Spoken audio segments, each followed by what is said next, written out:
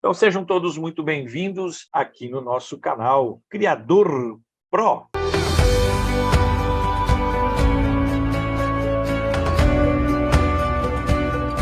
Quem fala com vocês é o Dr. Paulo, biólogo especialista em montagem e legalização de criatórios comerciais, doutor em genética e ecologia de organismos biológicos, criador de animais há mais de 20 anos. Então, se você não é inscrito no nosso canal, se inscreva aí no nosso canal, ative o sininho, deixa o joia, compartilhe esse link com todos os seus amigos. Lembrando que o nosso canal aí está no ar há mais de 5 anos e a gente tem aí uma quantidade gigantesca de conteúdo. Se você quer um conteúdo mais exclusivo, se você quer um conteúdo diferenciado, você quer uma assistência técnica, se inscreve lá no nosso site, que é o www.criadorpro.com. Assina um dos nossos planos, que você vai ter direito aí a uma série de super desconto. Fiquem atentos, nós também temos aí no nosso canal, na descrição de todos os vídeos, os nossos serviços que nós prestamos. Então, o serviço de legalização, de montagem de criatórios, de responsabilidade técnica, do desenho, da montagem das plantas arquitetônicas, dos cursos, desde curso completo que você precisa do zero até as vendas, curso completo de psitacídeos na área de ringneck, Criador Pro sem segredos, né, que é um curso introdutório que você aprende as maneiras mais fáceis de ganhar dinheiro com a criação e também como fazer a legalização do seu criatório. Então fique atento aí, entre em contato com a gente vai ter vários cursos aí nesse ano. Bom, vamos lá.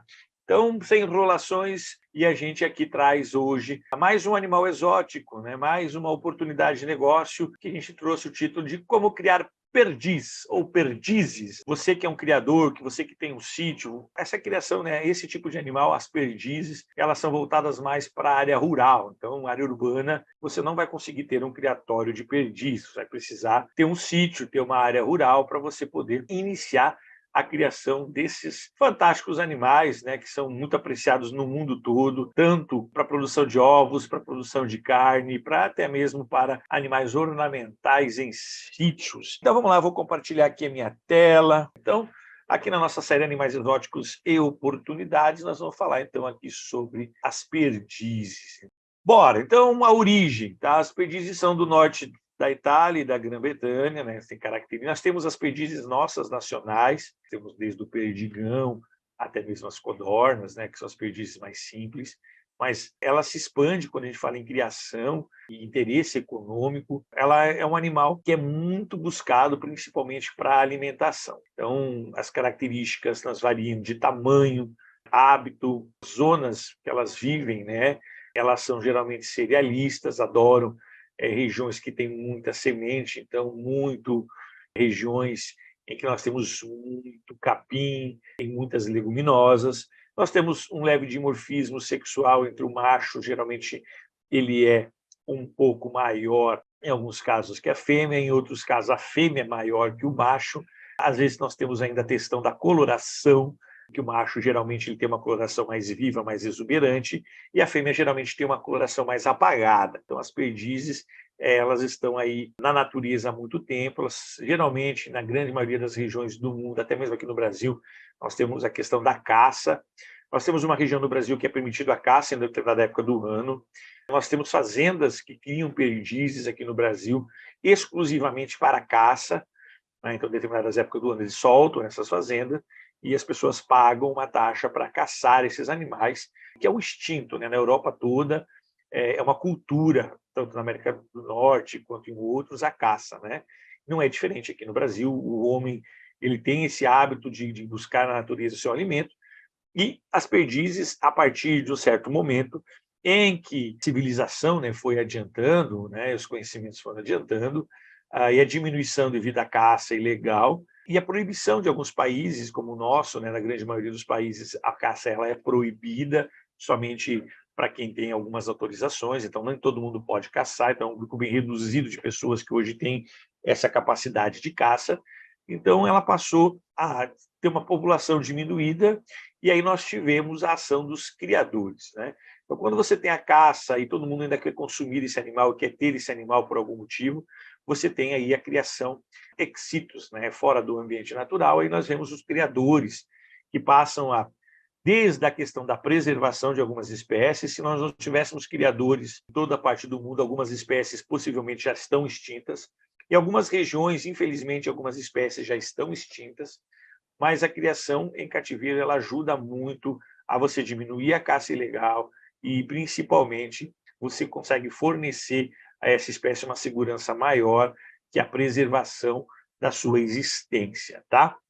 Então, bora lá, vamos falar um pouquinho, né? Então, algumas espécies de perdizes, né, que são muito utilizadas no mundo todo. Lembrando que as perdizes nacionais nossas, as silvestres, nós não temos muita autorização para criá-las, tá?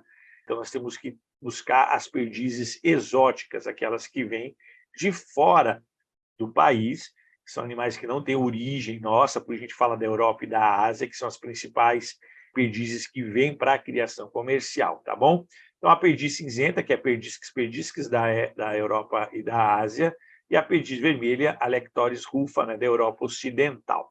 Observem a coloração delas, tem as suas características, né? Geralmente, as perdizes podem até ter dois tipos de plumagem, uma de inverno e uma de verão, né? Porque, como elas vivem numa Europa em que boa parte dos países, na época do inverno, fica embaixo de neve, né? Então, elas acabam, por seleção natural, acabam as espécies tendo uma plumagem que facilite o seu mimetismo com o ambiente, dificultando, né, que os predadores a encontrem. E aí, no verão, que é a época de reprodução, elas voltam à coloração tradicional para fazer a questão da reprodução. Beleza? Alimentação das perdizes. Geralmente, nós temos vários tipos de alimentação para animais em cativeiro. Então, no primeiro ano de vida, as perdizes geralmente são alimentadas e se alimentam, né, exclusivamente de pequenos insetos, pequenas larvas, minhocas, se alimentam de pequenos pássaros. Muito raro você ter alimentação de pequenos anfíbios, pequenos lagartos. E conforme ela vai crescendo, o seu aparelho digestório vai sendo alterado e ela passa a ter uma alimentação que sai do onívoro, né, que a gente chama que se alimenta de tudo, e passa a uma alimentação granívora, basicamente à base de sementes e brotos germinados, né? Então, a gente vai tendo uma modificação na natureza. Em cativeiro, a gente tem desde rações muito parecidas com as rações para frango, à base, né, de sementes e grãos, algumas rações extrusadas e algumas farinhadas, até mesmo à base de alguns insetos que podem ser utilizados para algumas espécies em cada etapa da sua vida.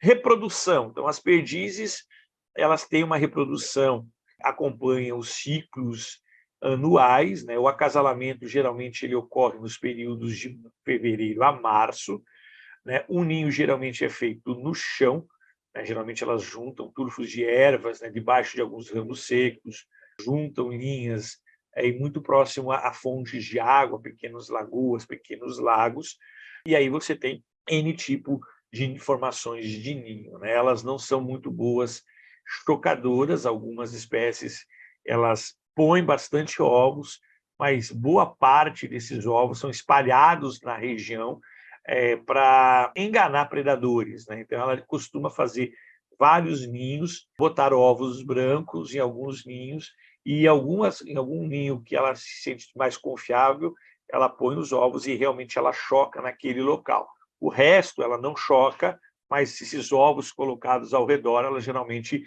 são importantes para a sobrevivência da sua prole, tá? A postura, então, geralmente começa em abril e vai até maio. Os ovos, né, a média são 12 ovos no ninho principal. Elas podem colocar até 25, 30 ovos, colocando vários ninhos, vários ovos espalhados em regiões bem estratégicas, podendo afastar os predadores. A incubação dura em torno de 23 dias. Podemos ter dois ninhos principais, um ninho para o macho trocar e um ninho para a fêmea. Então, elas são muito seletivas, né? Cada espécie tem uma variedade muito grande, porque elas são animais predadores, elas são a base da cadeia alimentar dos grandes predadores, principalmente lagartos de maior porte, aves de rapina e principalmente mamíferos, desde canídeos e felinos, gostam muito, apreciam muito esses animais como alimentação. Então, na natureza, elas precisam criar estratégias reprodutivas para a sobrevivência da própria espécie, para elas conseguirem ter sucesso reprodutivo. Já em cativeiro, as perdizes elas já têm características um pouquinho diferentes, elas acabam se acostumando com os recintos, os materiais que a gente fornece, os ninhos, não temos predadores e elas acabam reproduzindo numa quantidade maior. Lembrando que a reprodução desses animais, eles são chamados de nidífugos, né? Eles nascem já totalmente independentes dos pais, e aí você tem uma característica bem legal, que você pode usar chocadeiras e tratar esses animais independentes dos pais desde que nascem, tá? Então, aumentando a questão reprodutiva e aumentando a eficiência do seu criatório. Então, nós temos várias variedades, né? A gente já citou algumas lá no início. A Rhynchotus rufescensis, que é uma espécie que anda pelo chão, onde constrói seus ninhos e põe de 6 a 9 ovos. Essa é uma espécie muito próxima da gente aqui. Então, hábitos são campos, pastagens e cerrados. Característica, ela pode chegar até 37,5 centímetros de altura e o peso aproximado de 900 a 1 quilo. Aqui no Brasil, a gente chama de perdigão ou perdiz brasileira, né? Lembrando que essa espécie, nós temos pouquíssimas gente com autorização de criar em cativeiro, tá? E os que conseguiram, conseguiram, e hoje a gente não tem tantas liberações e licenças para essa finalidade.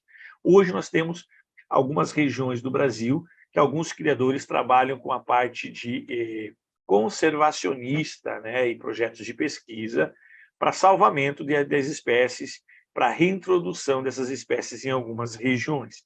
Então, a gente tem mais voltado a criação hoje no Brasil para a consciência de preservação em algumas regiões, já que criatórios conservacionistas não podem comercializar os seus animais, eles são voltados exclusivamente para a recuperação de espécies, tá bom? Variedades. Então, a variedade europeia, principalmente a do sul da Europa, da família dos fazianídeos, né, a Cordoniz ou fazão, também fazem parte desse grupo, apresentou-se, né, na América do Norte no século XIX, foi introduzida, né, lá na América do Norte e virou um dos principais animais criados em cativeiro em todo o mundo. Nós temos ainda a variedade da perdiz comum vermelha, na zona dos montes baixos, né, regiões pedregosas e lugares arenosos, o ninho no solo, incubação por 23 dias. Nós temos a Alectroris rufas, né, que voos baixos e de pouca duração. A outra que é a Alexostris shukar ou Alexostris barbara, que são as espécies mais bonitas, né?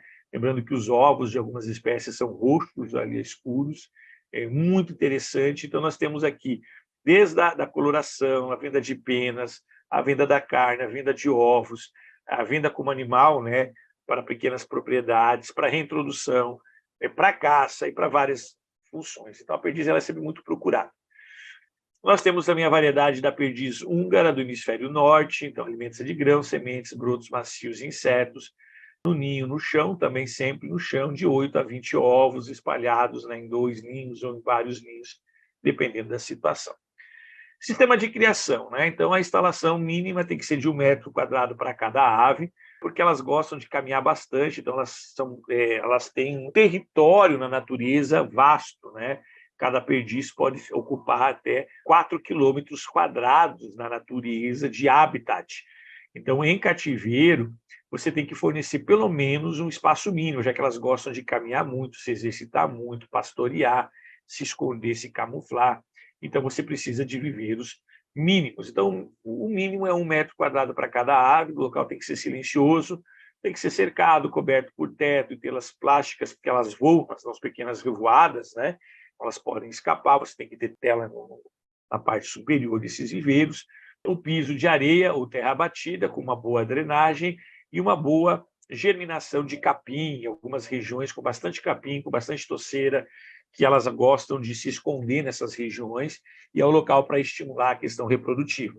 Os viveiros, né, ninhos, polheiros, comedouros, bebedouros, podem ser tudo automatizados, lembrando que os ninhos são pequenas caixas que geralmente são recobertas por capim, né, para imitar o ambiente natural, já que elas procuram pequenas regiões com capim retorcido e elas fazem os ninhos embaixo, né, dessas estruturas. Lembrando, né, que a gente tem que tomar muito cuidado com os predadores, principalmente raposas, gambás, ratos, gatos, corujas, gaviões, que nós temos aí nas regiões mais do interior. Se elas ficarem muito expostas, se elas ficarem muito visíveis, você pode ter um ataque. Então, você tem que ter uma infraestrutura de telas muito resistente ao ataque desses animais. Então, quais são os produtos? Então, o principal produto hoje é a carne, o teor de gordura muito baixo, né? A questão de calorias, proteínas, o ferro e fibra, né? A gente costuma dizer que é uma carne muito saudável, muito saborosa, é um prato muito apreciado, então muitos restaurantes a compram perdizes exclusivamente para a elaboração de pratos. Nós temos uma área da criação de perdizes que é voltada para a venda desses animais exclusivos para determinados grupos. Então, a gente tem que tomar bem cuidado porque ela tem um alto valor agregado, né, no consumo. Então, o que se seleciona? Animais maiores, que ganham peso rápido e que tenham uma condição de abate para essa finalidade mais rápida, como a seleção de frangos para a produção de carne, qualquer animal que é utilizado para a produção de carne. Você vai fazer cruzamento genético, você vai procurar escolher os animais de maior rendimento de carcaça, que criam mais, que tenham maior sabor. Então, isso tudo tem que ser feito uma seleção genética voltada para essa finalidade. Então, para cada finalidade do seu criatório, você tem que utilizar bastante a seleção genética. Então, sempre é muito importante você estar utilizando geneticamente cruzamentos e seleções para você ter os melhores animais, para você ter o maior proveito reprodutivo no seu criatório. Como considerações finais, né? Em relação a aves exóticas, tem alto valor de mercado, né? Tem tanto na ornamentação, no abate, na caça. Nós temos aí na ornamentação, hoje são vendidas, aí, dependendo das espécies, de um valor entre 150 até 450 reais. Algumas espécies que foram introduzidas recentemente estão no valor de 800 a 1.500 cada animal. Claro que esse valor, depois de um certo tempo, ele tende a baixar, mas nós temos aí já há alguns anos uma venda na faixa de 150 a 200 reais por animal, quando é venda assim, para ave de ornamentação.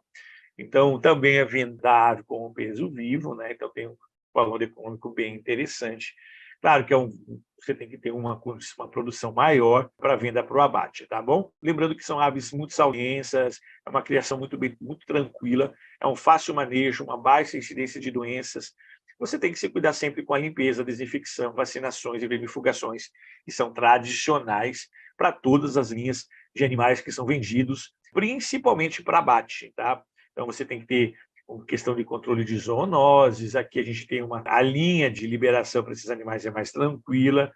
Algumas das perdizes já estão como animais domésticos, mas ainda você precisa de um licenciamento no setor de agropecuária, tem que ter inscrição estadual, tem que ter médico veterinário, tem que ter todo um processo. Mas a grande maioria ainda está como animal exótico, e você vai precisar de um licenciamento um pouquinho mais demorado, mas essa criação é uma criação rápida e fácil de liberação, para quem tiver interesse nessa categoria. Nós podemos falar de várias características, né? Geralmente se usam baias, né, tipo galinheiro, para serem utilizados para perdizes. Você pode também criar em gaiolas de menor tamanho, você pode criar para a produção de ovos, para a questão ornamental, mas principalmente hoje ela está sendo vendida muito ou para abate, principalmente para alguns restaurantes que pagam muito bem, então por isso que são pratos extremamente caros à base de perdizes. E hoje o melhor mercado é para ave ornamental e a venda de ovos. Ela passou a ser uma coisa muito legal para quem queria perdizes. Nós temos gente vendendo ovos para o Brasil todo, geralmente ovos fertilizados, que tem uma alta taxa de duração do embrião dentro do ovo. Então, hoje, uma dúzia de ovos pode chegar a R$ 200, então tem um valor bem legal. Então, se você conseguir